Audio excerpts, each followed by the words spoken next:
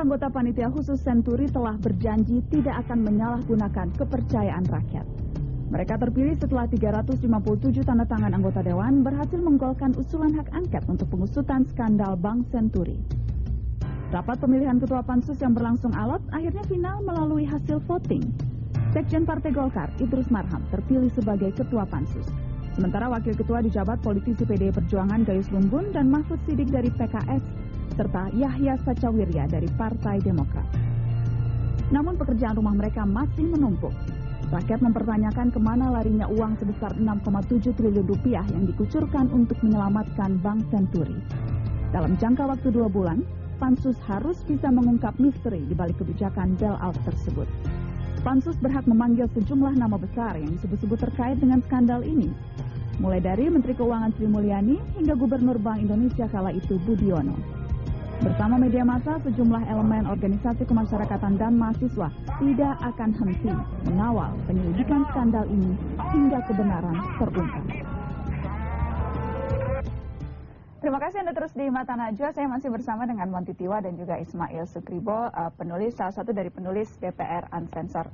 Mas Ismail bertanggung jawab untuk gambar-gambar, kartun-kartun yang ada dalam buku ini, itu semuanya karya dari Mas Ismail. Kalau tadi ada 4 tipe yang mana sih yang paling banyak tergambarkan atau terceritakan dalam buku ini? Sebenarnya begini ya, dari empat tipe itu ya sebenarnya semua bisa dikatakan sadis semua. Sadis semua ya?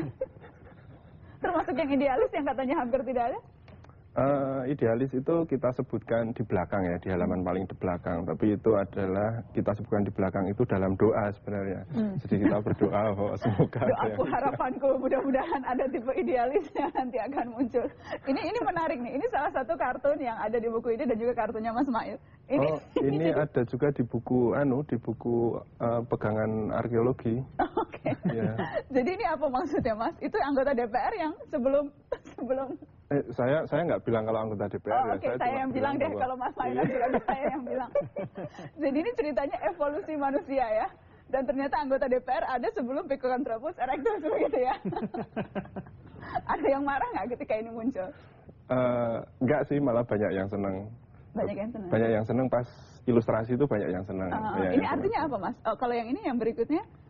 Kalau yang ini ya tentang korupsi yang selama ini kan yang dibuka kasusnya itu kan selama ini ada di DPR. Misalnya kepala dinas, di eksekutif lah kayak gitu. Tapi ternyata sebenarnya di Senayan sendiri kan juga sebanyak itu kok kasus dan itu korupsi. Sudah menjadi bunker ya. Jadi gedung DPR yang seperti kodok sudah menjadi bunkernya para koruptor.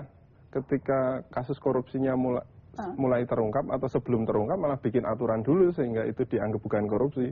Sebetulnya kalau bikin kartun-kartun atau komik-komik seperti ini bisa lebih kena ya Mas Ismail. Maksudnya orang akan bisa lebih melihat ini menjadi itu sesuatu yang lucu, sesuatu yang ironi dan seharusnya bisa lebih menyentuh hati mereka.